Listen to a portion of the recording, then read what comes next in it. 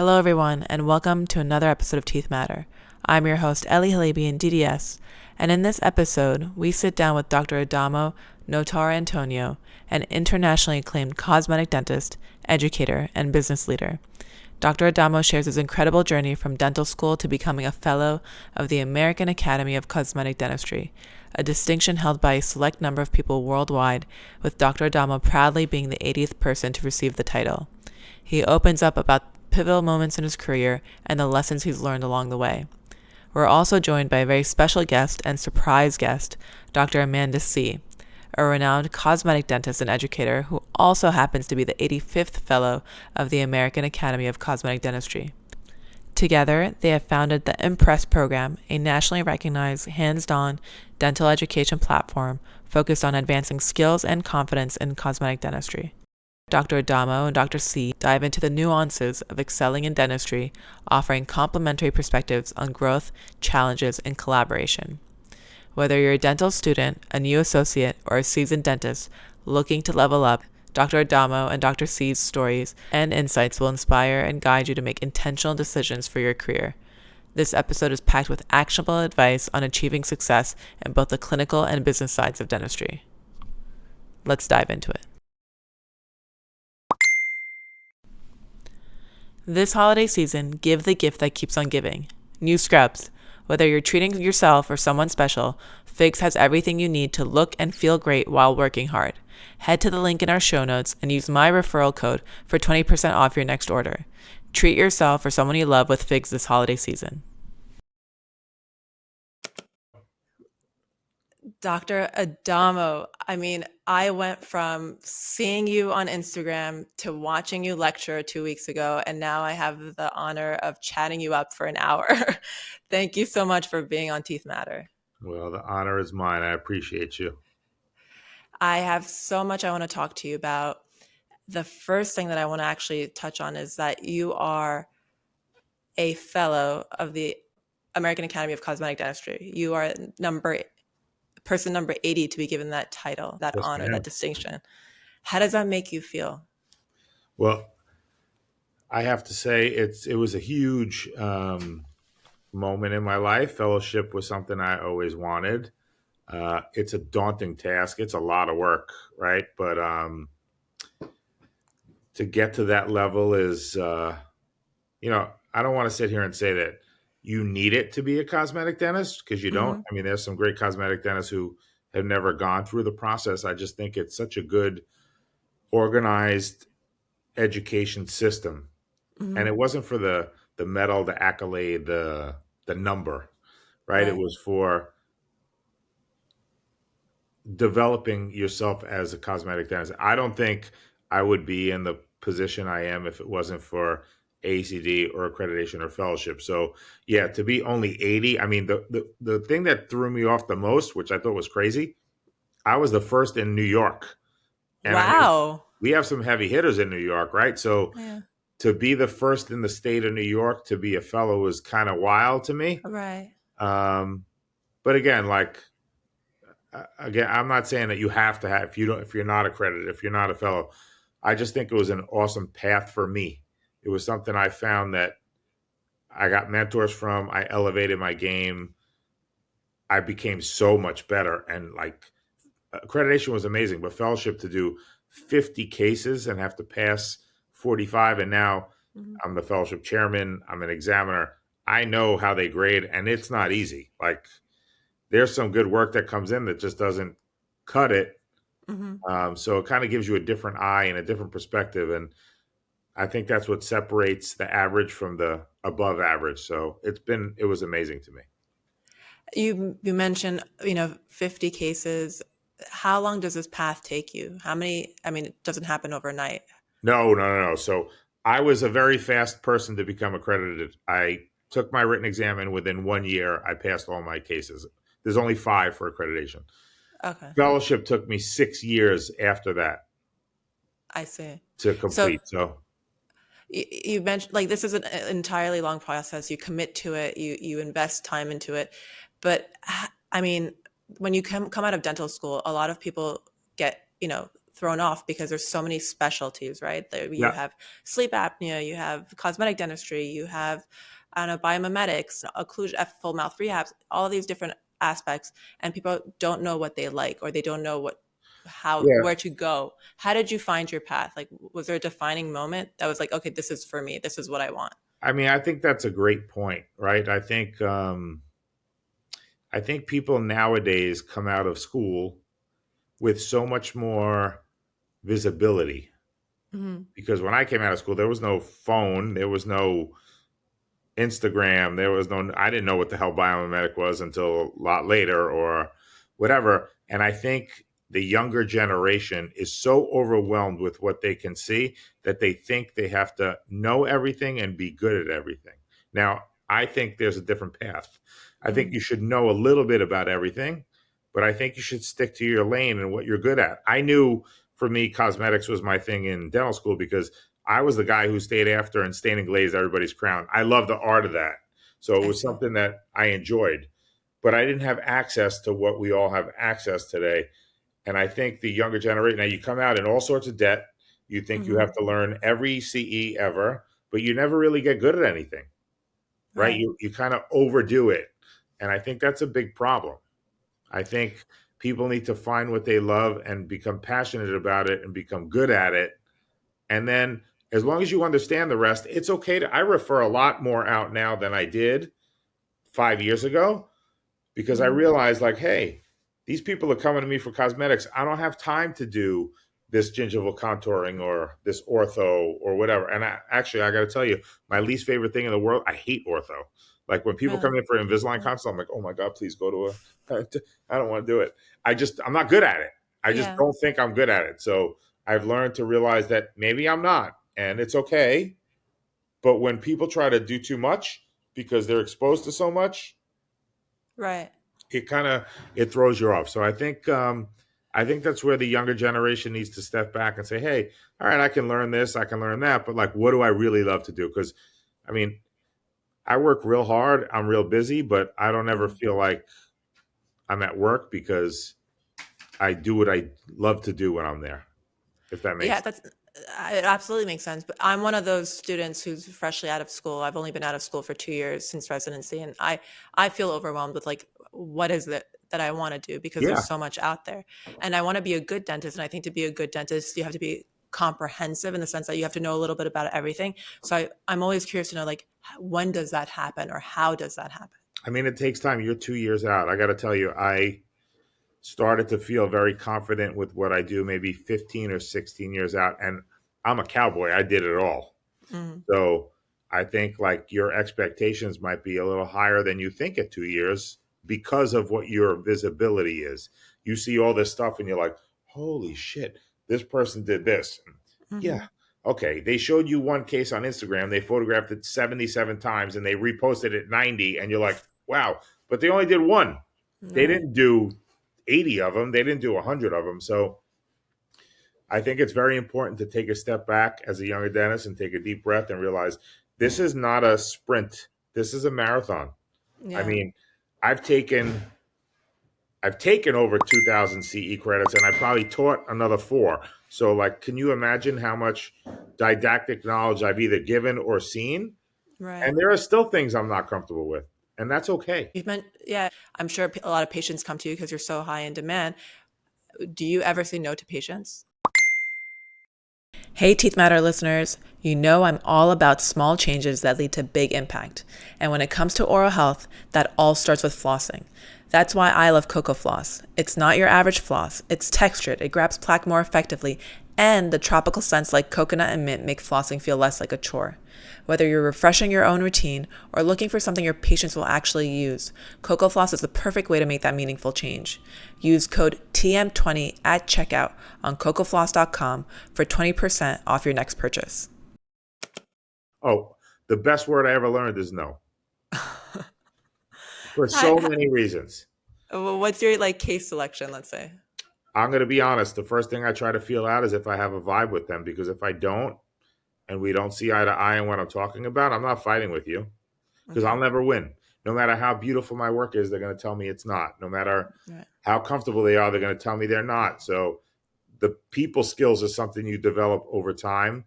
And I think that's super important because when you think I have to take every case, I'll give you a perfect example.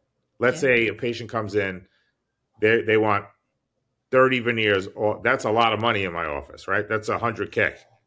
And I'm like, holy 100K, amazing. But if I have to redo temps, redo veneers, cut this off, adjust this, and all of a sudden the chair time outweighs and Hmm. my production is zero after that because you ain't recharging someone when you charge them 90 grand. Right. All of a sudden that 90 just turned into 4,000 and you're like, oh my God, I lost money. I had this patient in my chair 87 times. Did I really benefit? No. Right. You want the patient that trusts you, loves you, believes in you, and is happy that it's 3 visits to do 10 veneers. That's profit Right. financially. But it's also profit morally because you're like, wow, I made this person happy. There are Hmm. certain people you'll never make happy. No, I have one right now. I have this. If I showed the email that this guy sent me back on his lab trying, my lab is laughing. They're like, I don't even know what to do. I go, good, me neither. So figure it out. I'll probably write him a check to refund him, but it's you gotta that stuff you can't learn it. You never learn it in school. You got to learn it as you go. But Hmm. no is a great word, and I can't even underemphasize that the young generation needs to realize you can't look at a case and be like, wow, this is going to help me pay my loans. You have Hmm. to realize, am I going to benefit? Because if it's going to take me 50 visits, you ain't winning. You ain't making Right. money. Right. And you might need a psychiatrist by the time you're done. I was gonna say, how do you handle a patient that, comes after you and this whole, back and forth emails, this, that? How do you protect yourself? I mean, you protect yourself by writing good notes, you document everything, but there's a point where you say, listen, I've talked to my lab. They can't do any more than they have. Hmm. I don't think that I can reach your expectations. I'm sorry that that happened. I'm very happy to give you a full refund. And I'd like you to take your business elsewhere because I can't do it. And the funny thing, what usually happens with that is they'll leave, take their money, Hmm. and they'll come back and tell you, I'll pay double for you. Because they Really? realize when they go out, it's not all, you're not finding people at this level or the level of the higher end dentists. They realize that it's them when because then they go down, right? They go to Right. someone and they're like, someone's going to be like, oh, wow, 80 grand, I'll take it. Yeah. And then to deal with them, you realize it ain't worth 80,000. You need like 800,000 to deal with these people. Yeah. And that's okay. But I think that's the toughest lesson to learn because coming out of school now with all the sorts of debt and you're like, whatever the treatment plan is, I'm in. Hmm. That's not the best answer at all. It's Yeah. not. It's problems. I hear that. We're talking about debt. We're talking about investing in your education. And you've gone through all this investment, right? We know how Sure. much you've put into it. Was there ever a point in your career where you're like, I can't do it? Like you hit a wall and you're like, this isn't going to happen for me. No, because I knew when I started, I had it in. So my no answer happened before I became a dentist. Right. I was a pro soccer player for a little bit and I gave up because my paycheck sucked. Mm. And I was never going to be Cristiano Ronaldo. So I was like, wow, this is terrible. And I gave up on a big dream that I had. And that Right. haunted me for a long time. And when I became a dentist, I promised myself I would never do that again. And if you're doubting yourself in this career, you need to doubt whether maybe did you pick the wrong career or are you just, it shouldn't be that hard, is what I'm trying to say. I hear you. My my next question to you is, at what point in your career did you realize you made it? Like, and how did that moment Eh, change you? I'm going to be honest. I still don't think I made it. Really? Yeah. I everything is What makes very, you think that? I mean, what is the definition of made it? Is it because people love me on Instagram? Is it because I don't know what that really means? Like to me, made it is am I satisfied in my career and what I chose? And I've always been satisfied, even when I was a nobody and not quote unquote successful. Hmm. I was still successful because I was doing what I loved. So Right. I think I was successful the minute I went into private practice, and I wasn't an educator, and no one knew who I was, and I didn't make the money I made now, but I loved going to work. I love dentistry. Mm-hmm. So I think the definition of successful is different for many people. They think it's followers. Some people think it's money. I don't think it's any of that. I think it's, do you wake up in the morning and love what you do? And there are many mornings I wake up, I am so tired. I'm so overworked. I'm so overwhelmed, but I still Mm-hmm. love going to work. So there wasn't really a defining moment because I think this career has been something that I made it when I became a dentist. Were you ever surprised by certain aspects of dentistry that you might have not known about before? Like, were there any misconceptions? Um, I wouldn't say misconceptions in terms of treatments or options or stuff like that. Mm-hmm. What kind of blows my mind sometimes is I don't know how people who are in our profession, because I think we're the best profession ever, don't really like it and like want to get out. And I'm like, why? Like, we're so blessed. We can make people feel good, look good, not be in pain. Like, there's so much wonderful of what we can do. Mm-hmm. And when people are like, I hate dentistry, I'm like, oh my, I remember I took years ago, I did Orange Theory. Yeah. And there was a guy in my class at 6:30 every morning. The guy was ripped. He was my age. Like, and I'm looking like an overweight ex-athlete who maybe had a chance. This dude was jacked. And I Yeah. found out he was a dentist. And I was like, wow, where's your office? And it was literally 2 minutes from this place. And Yeah. he's like, yeah, I don't really like it. I do my own hygiene. And I was like, what? How do you not love dentistry? Like, what we do is amazing. I was Yeah. so like, I felt so bad for this guy that he hated basically 80% of his life because work is 80% of what we do. Mm-hmm. And I was so upset for him. I don't know where he is now. I hope he's in a better place, but it was so sad to me. And I realized, like, no matter how hard the days are, we're in a great field. And I think that's what everyone needs to take out of, if that's what they get out of this conversation, it's not about Instagram followers or fame or the recognition you get on or off a stage. That's all wonderful, but like, yeah, listen, I met you at LA Dental Symposium. The Mm-hmm. response I got there was insanity, like really amazing. Yeah. But the reality is I didn't stand up there to have people be wowed. I stood up there to teach. I wanted people to leave and get home Monday and be like, oh wow, I learned a tip on value. I learned this. That's the whole point of, for me, Mm-hmm. for lecturing. Is money good? Of course money's good. Eventually money's always good. But if you strip the money away from me, would I still do what I do? The answer is 100% yes, because it fulfills my soul. I know that there's many of us, including myself, maybe it's just because of my circumstance right now, early in the journey, where I'm trying to find my environment to be the most happy, or to find what it is that I'm Sure. passionate about in dentistry. So, what would you say someone who is currently in a difficult position, how can they find happiness in what they do? I think they need to take a step back and break it down. I think if you look at it as an overall, like, oh my God, I need to be, it, I'll say it depends on what you relate happiness to, right? So if you see, let's say you as a person, you're telling me right now, and I'm not saying you're unhappy, but let's say you Yeah, say, I'm struggling, I'm not happy. right. But you were at the symposium and you saw me and you saw me lecture and you were like, wow, I want, that's what I want to be. You Yeah. need to take a step back and be like, wait a minute. Do I want to be that because the applause and the all that makes me feel good, or do I want to be that because that's the level of dentistry I want to do? If that's the case and it's the level of dentistry, you need to take a step back and say, okay, now what's my path to become a Mm-hmm. better clinician so I can deliver that and be happy? Then it's an easy answer Mm-hmm. because you can find those paths. I mean, all of us had it, right? But if you're just up there saying, "Oh, no, I just want to be famous and this and then you could do that in any field. Then you're Yeah. making the wrong choice.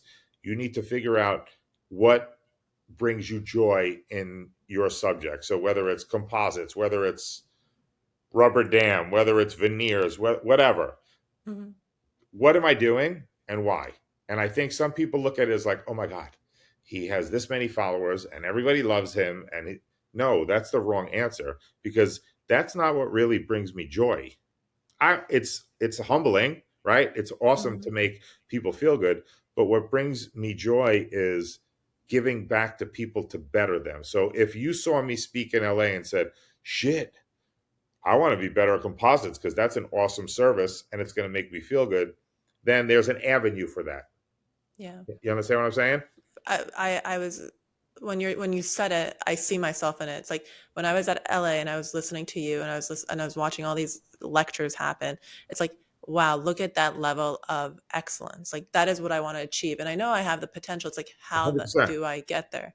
But that's what I want to do. It's just a matter of like, okay, you're just out of school. You don't have the knowledge or the experience. How do you get yourself in an environment where you can start practicing this way? Because to be honest, I don't see that much of it in New York, or there's not many offices that allow for that. 100%. And that's a big thing, right? So coming out of school with debt, corporate throws you a bone and says, I'll give you a bonus. Oh God, I can knock down my debt.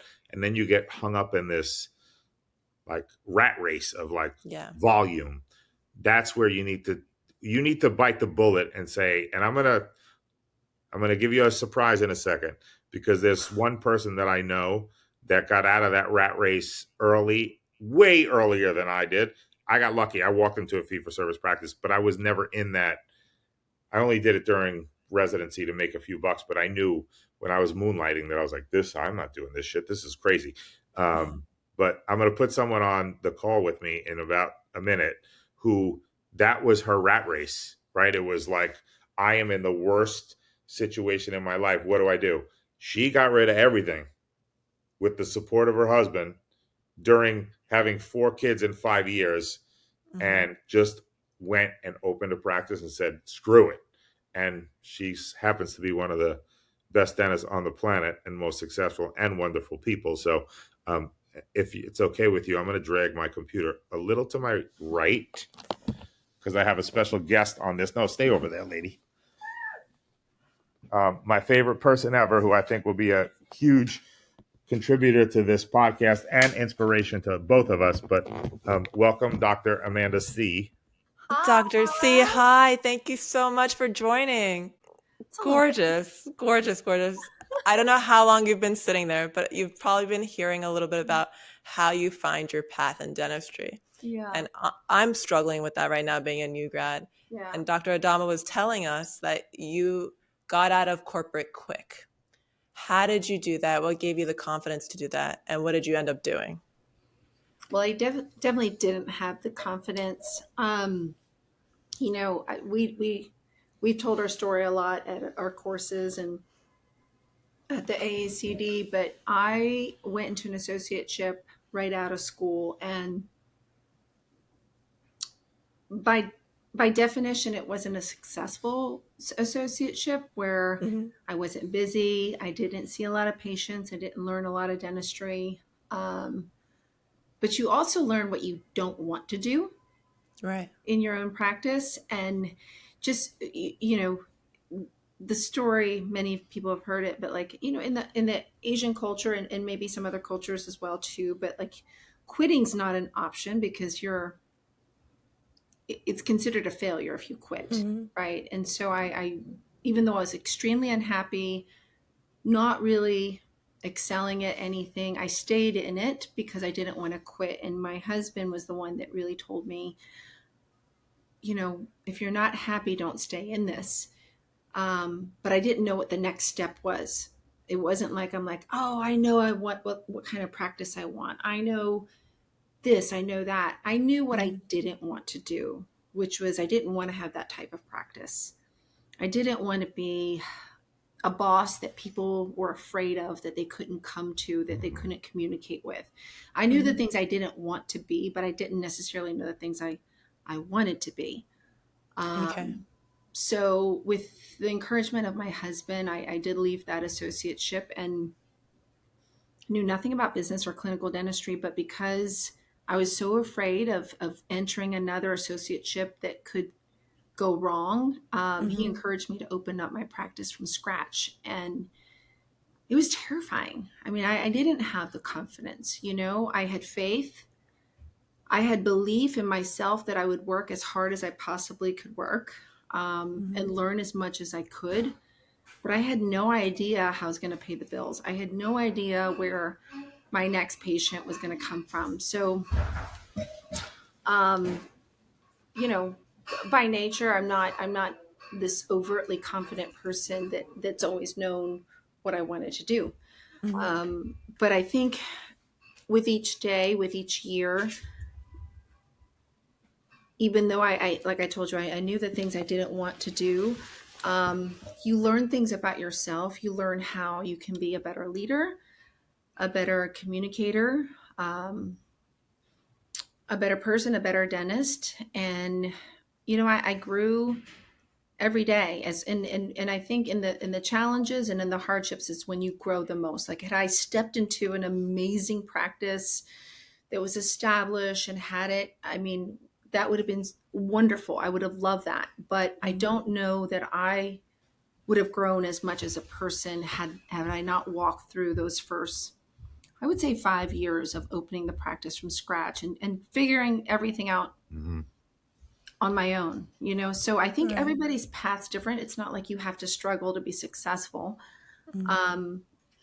But my path was not one where I was always like uber confident or had a clear vision. I mean, I think he had a better vision of the type of dentist he wanted to be and everything else. But for me, now I know, right? Now I know what I want. It's very clear to me, but it took me a long, winding road before I got there.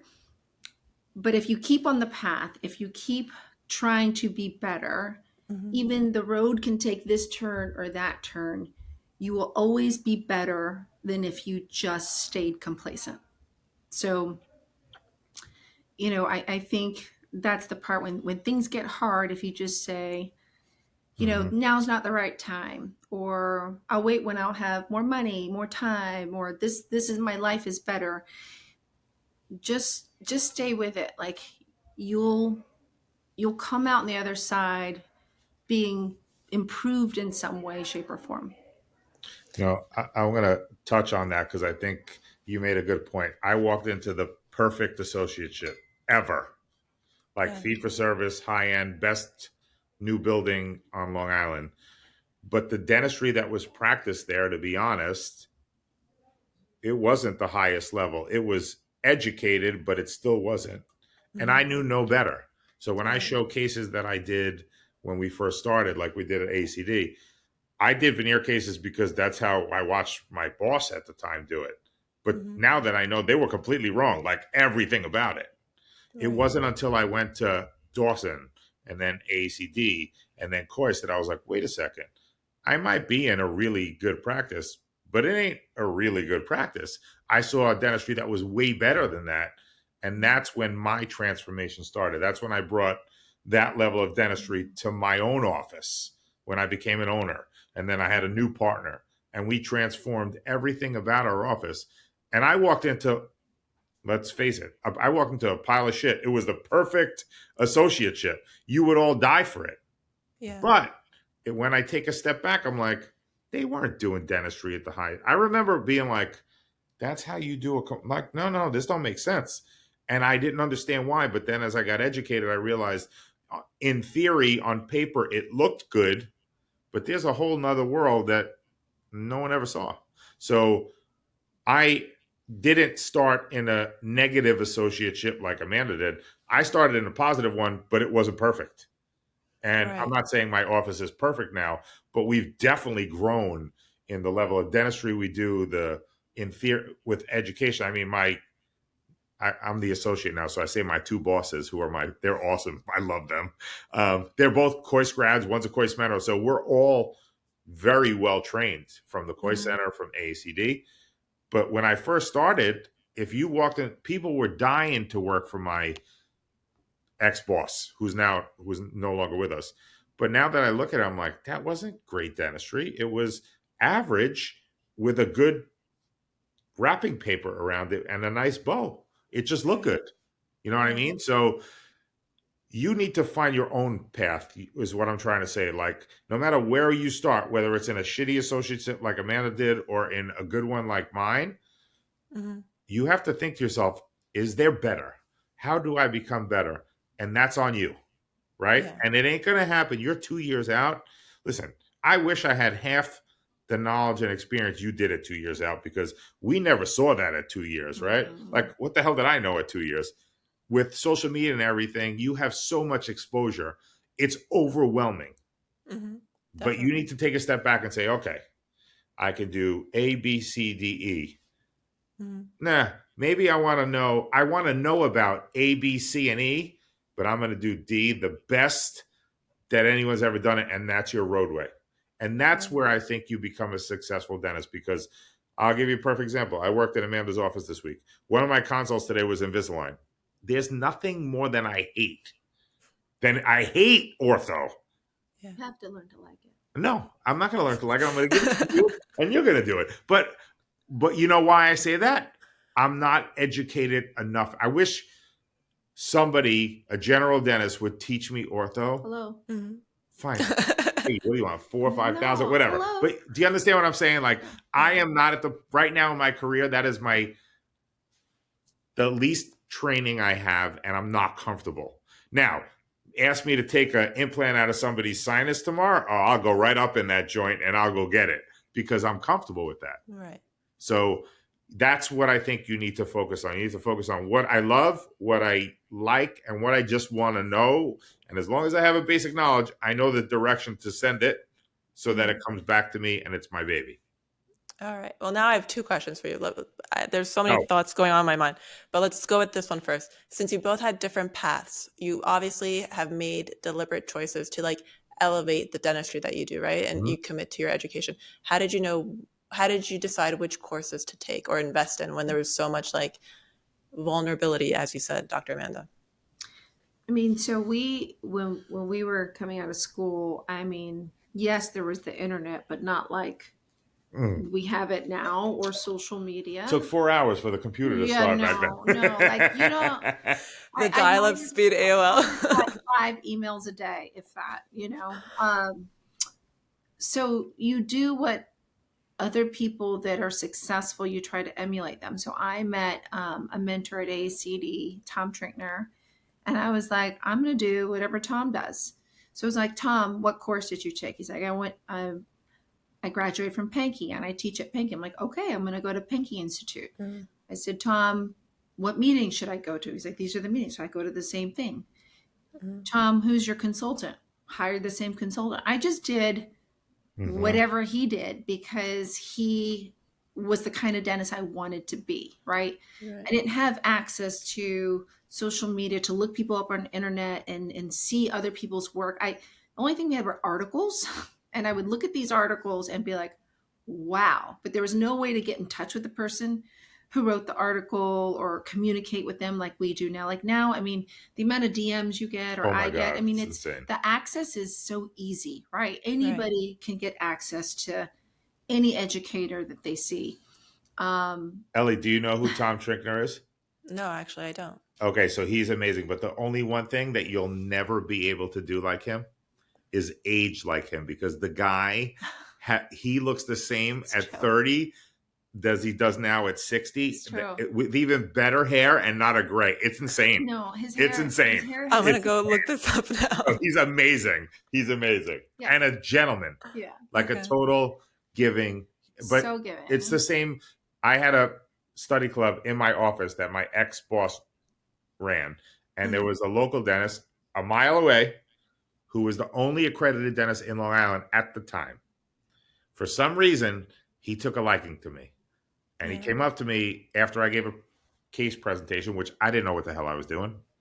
He goes, you have amazing hands, but you don't know crap. And I was like, okay. And he's like, I'm going to take you to AACD. I'm like, what's that? And he goes, and I need you to go to the Dawson to learn occlusion. So I did Dawson in like 2 years, because whatever Gary said, Adamo did. Whatever Tom said, Amanda did. So you need to find your Tom or your Gary and just go with guidance and block out everything else, because, and I'm not saying that our paths, Like, oh, you have to do Dawson, you have to do Pankey, you have to do Coyce. It's a pathway. There's so many others. There's Spear, there's LVI. There's a lot of successful dentists. That you need to block out all the bullshit and just focus on one human that you want to emulate and follow their path. And I do think the advantage is that you have so much exposure and access to so much information. The downside is that there is a lot of misinformation out there too. And that's the part that as a new grad, you have to be careful because you don't know what you don't know, right? So unfortunately with social media, there's a lot of celebrity or famous influencers, right? That show you the glitz, the glamour, beautiful before and afters, but you're missing the science, you're missing the technique, you're missing the protocol of responsible aesthetics, which at the end of the day, we are in healthcare. We're here to, yes, create beautiful smiles, but to make the patient better, not worse, right? I mean, and you cut a tooth, it's irreversible. Like it's not to be taken lightly. So don't be so enamored with a beautiful before and after. You have to ask yourself, what is done? What's the process that was done to achieve it? Was it the right treatment planning? Was it the right diagnosis? And was it delivered in a way that gives you long-term predictability, right? And so I think that's the hard part of where you are having so much exposure. There's a lot of advantages, but the disadvantages is to filter through all the stuff that you see and decipher what's really good dentistry and what's just nice in the moment, but you don't really know the thinking, the time, skill, and value that went behind making that look that way. So I think that's the hard part, right? Because we see it now. We've been practicing 20 years, but I think about that. If I were a new grad today, having access to all these social media platforms, and you see pretty after photos and you're like, oh my gosh, I want to be that dentist. But that dentist, I hate to say it, doesn't mean that they really understand occlusion. They really understand treatment planning, or if they're not really making this patient worse. You're just seeing a pretty photo, right? And so that's the big part of when we show cases, we try to show the process, what the preps look like. A lot of people don't show you what the preps look like, you know, and that's why the patients that think, oh my gosh, am I going to get shark teeth to get veneers?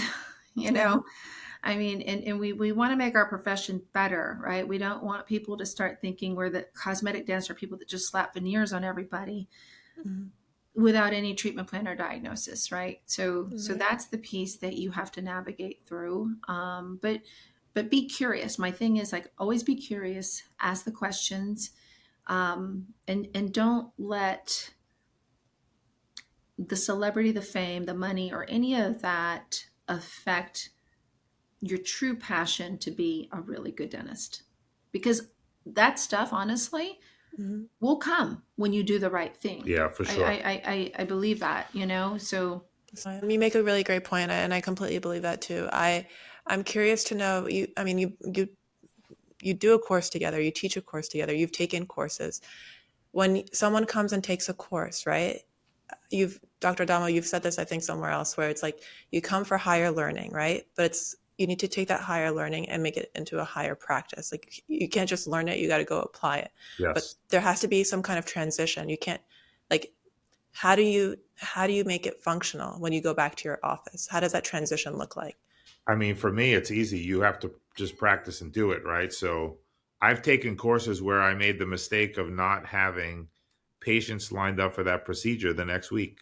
And I didn't continue what I learned. You know, it's easy with composite because we give you a type on. You can do a class 4 on Monday on a plastic tooth. But like we took a soft tissue grafting course together and I didn't have anything lined up. And then I lost it. And I was like, shit, I just wasted all this money because I didn't apply and my hands are good. I could do it, but I didn't apply it. So then I had to go back and take something else to give me those skills back when I should have planned ahead and said, okay, I'm going to learn composite artistry Friday, Saturday. Mm-hmm. I'm going to, even if they were for free, even if I saw patients in hygiene that had old class photos, I'd be like, you know what? That's a little old. I'm taking a course. I'm going to redo that for you with my new technique. I'm not even going to charge you. I want one patient a day. For once you do it for 3 or 4, you're like, okay, I got it. So you need to not just think about the class you're taking. Mm-hmm. You need to think about the next week in your office and say, I'm going to line up 2 veneer cases and I'm going to do them for lab costs. Mm-hmm. Who cares? Because you know what? When those patients go out smiling and refer you 3, you made more money in 2 seconds by doing 2 cases for lab costs than you would have ever done, because no one would have ever known you did veneers. So you can't just think of CE as, oh, I took it, I know it. No, you need to apply it. And you need to do it on people. And even if you do it for free, it's the best investment ever, because I could do she gave me 5 class 4s in the last 2 days, and they took me like 7 minutes each. Yeah. And these patients were like, wow, it's not because I'm better than anybody. It's because I did so many class 4s in my life, I could do them blindfolded. Yeah. Right. So, but I prepared myself for that. What about preparing your staff because you're changing protocol or changing materials? Do you take that into consideration? She's amazing at that. I do. I do monthly training with my team. We call it 4x4s. I got that from Bill Blatchford. I've been a client for a long time. But anyways, 4x4 means every 4 weeks for 4 hours.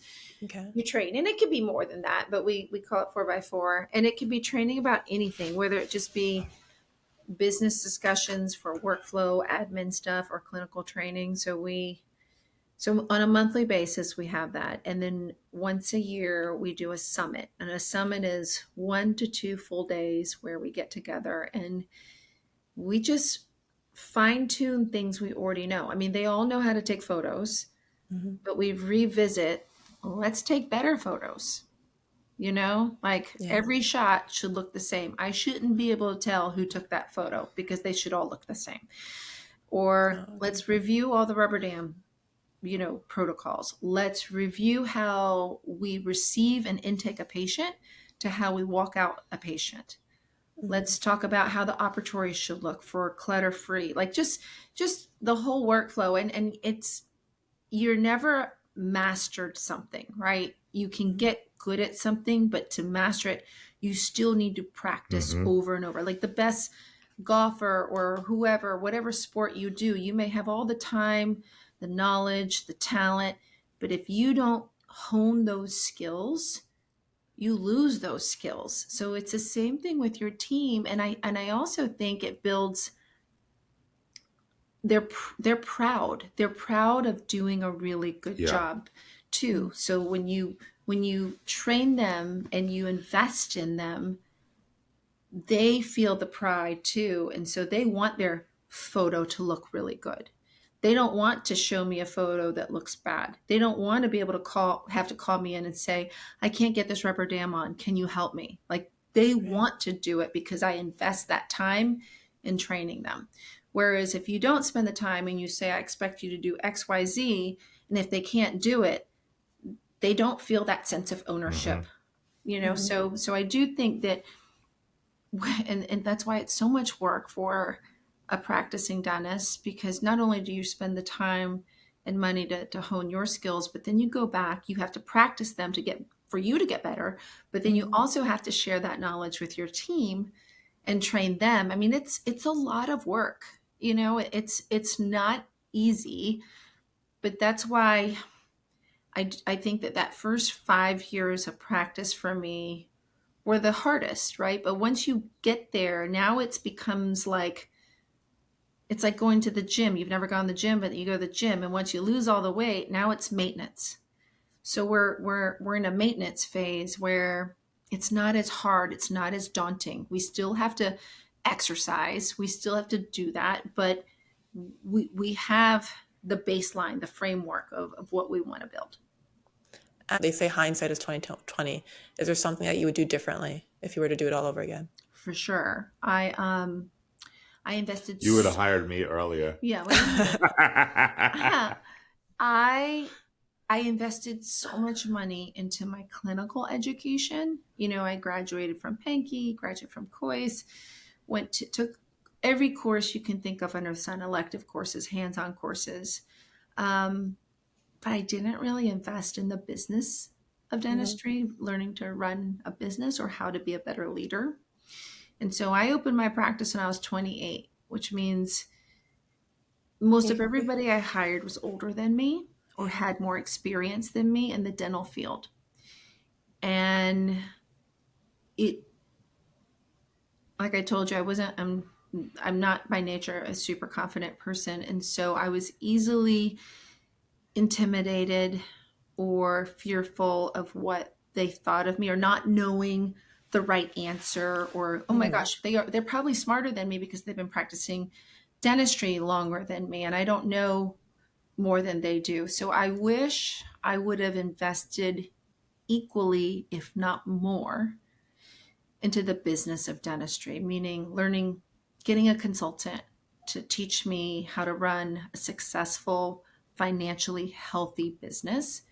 Because if it's not financially healthy, then all the things that you learn clinically, you're unable to implement, which happened to me. I was very knowledgeable. I had more training didactically than most dentists, but I was unable to implement it because when I got back to the machine that was running itself, I couldn't do those things because I'm like, oh my gosh, I don't have time, or I don't have the support, or I don't have, I'm scaring patients away. When I came back from Pankey, I'm like, oh, I'm going to be a comprehensive dentist. So I'm going to do these 2.5-hour new patient exams.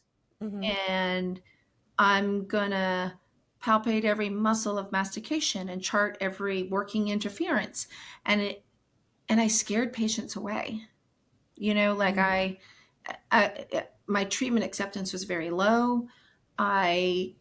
It wasn't working. And so it's not that what Pankey taught me was wrong.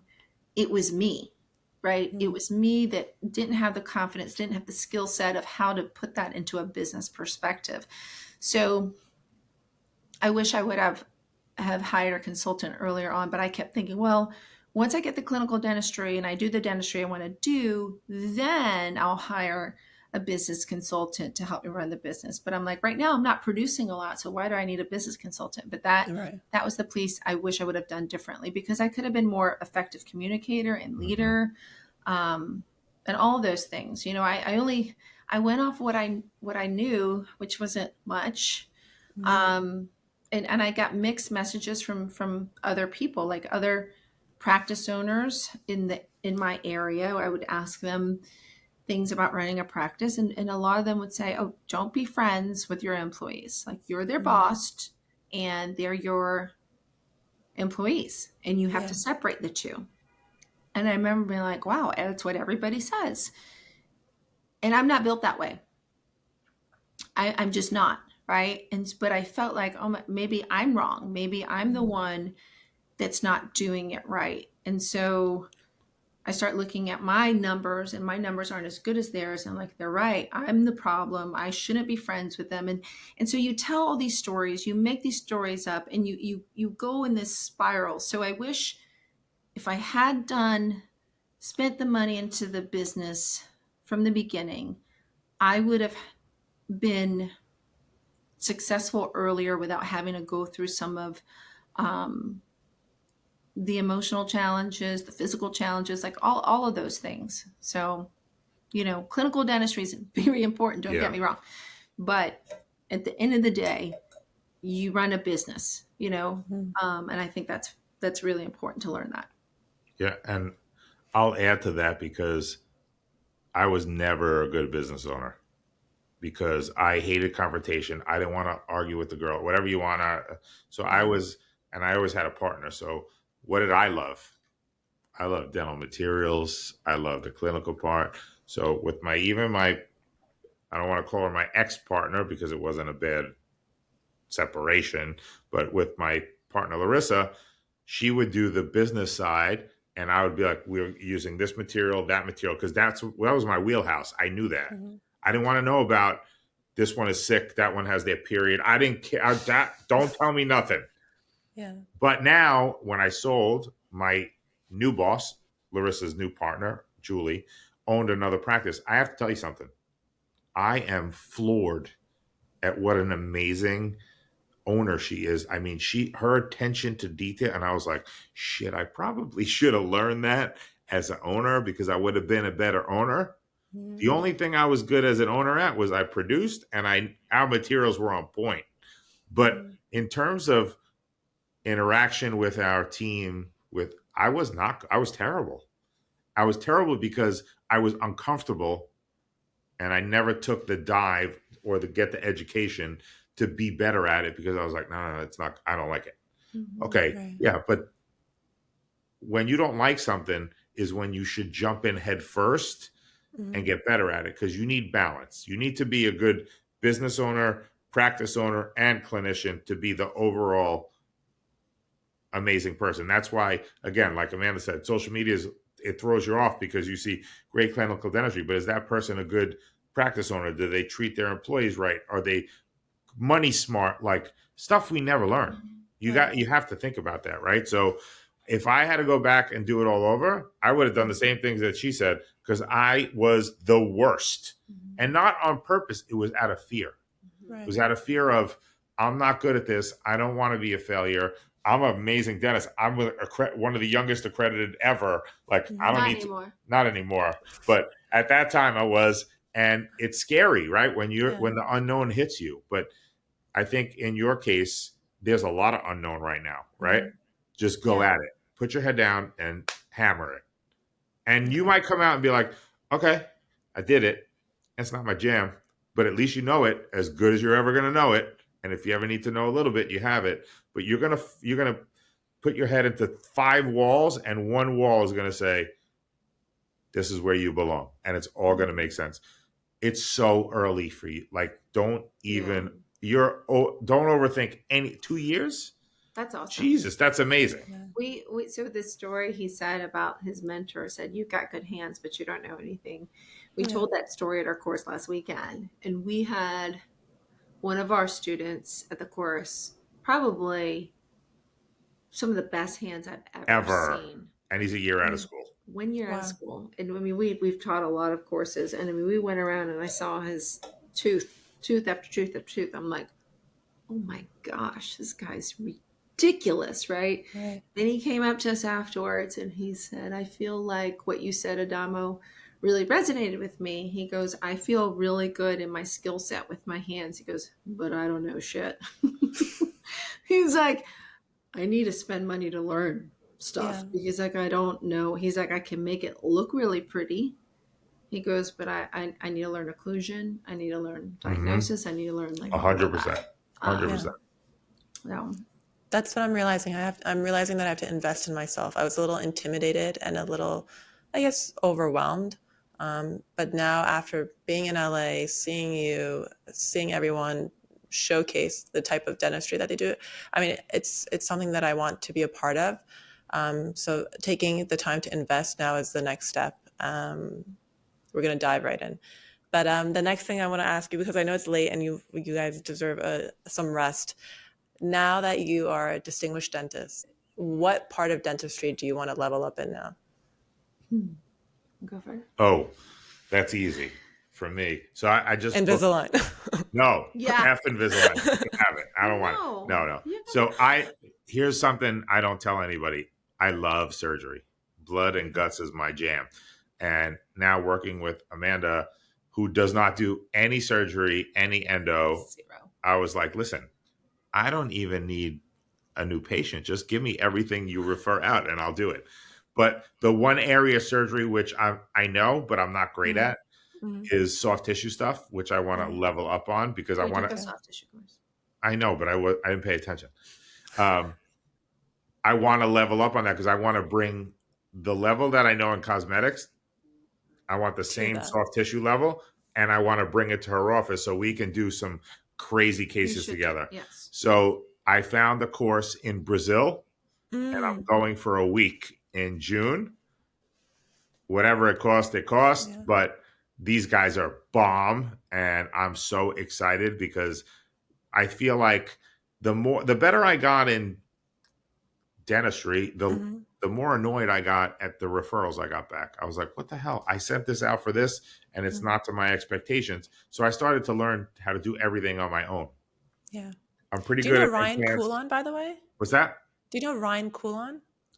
Yeah, that's exactly who's going to be in Brazil with me. Exactly, because when you said that, that's who I thought of. I met him Yeah. at a He course messaged too. me and he's like, when are you going? I'm like, June. He's like, I'm coming. So yes, I don't know him.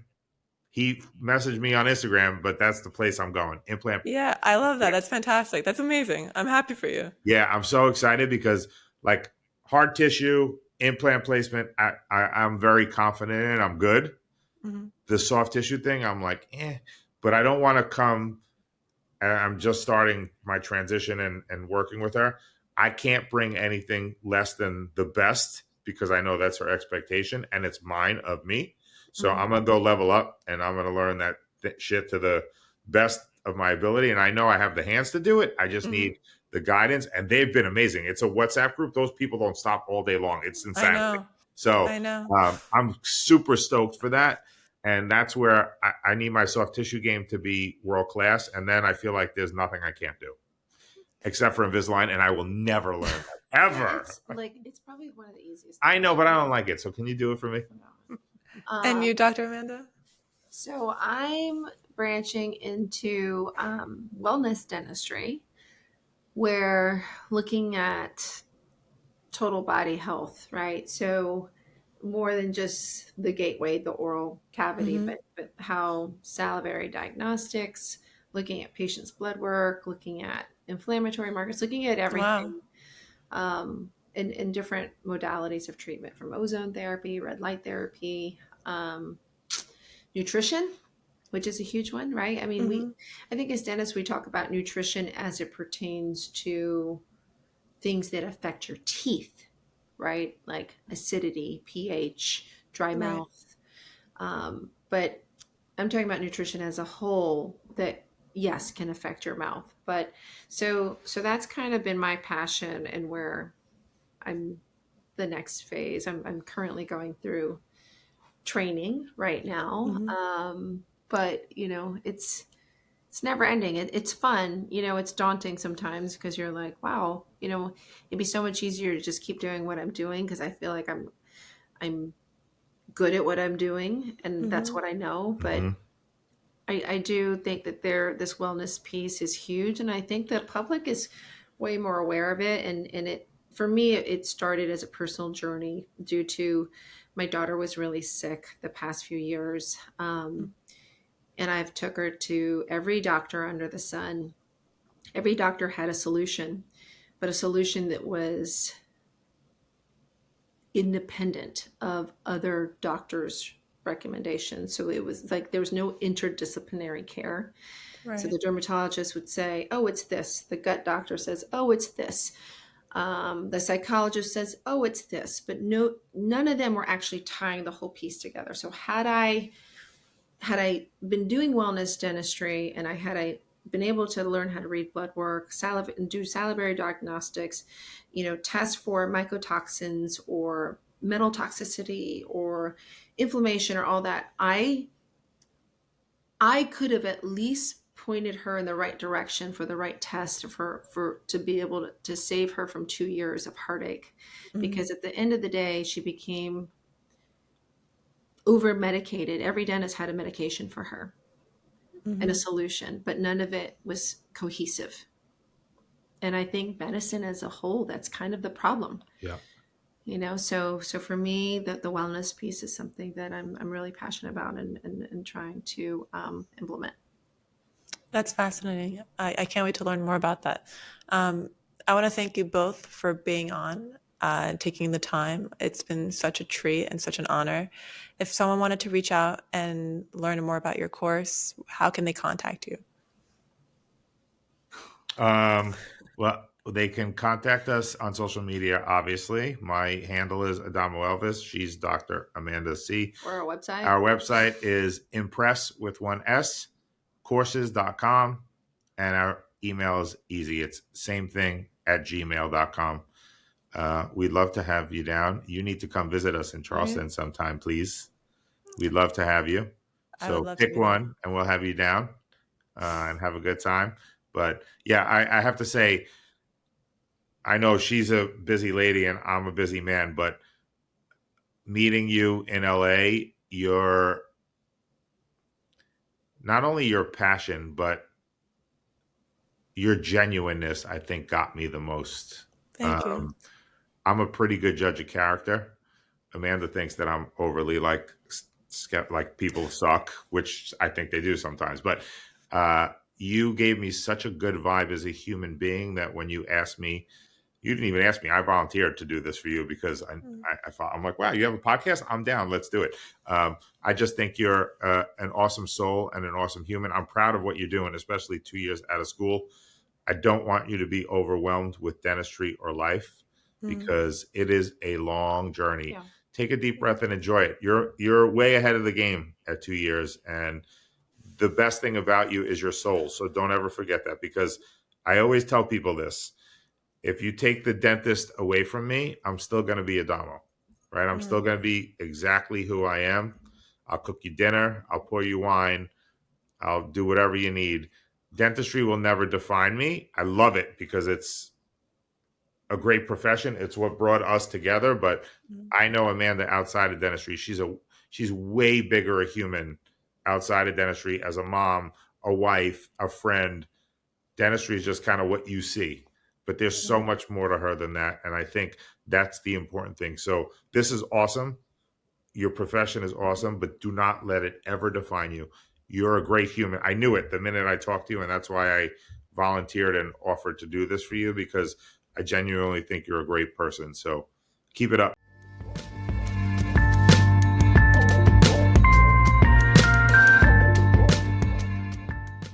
If you enjoyed this episode, be sure to follow our podcast, write a review, leave a comment. Anything you share with us goes a long way. And if you think a friend will appreciate this podcast, then make sure you share it with them too. Until next time, cheers.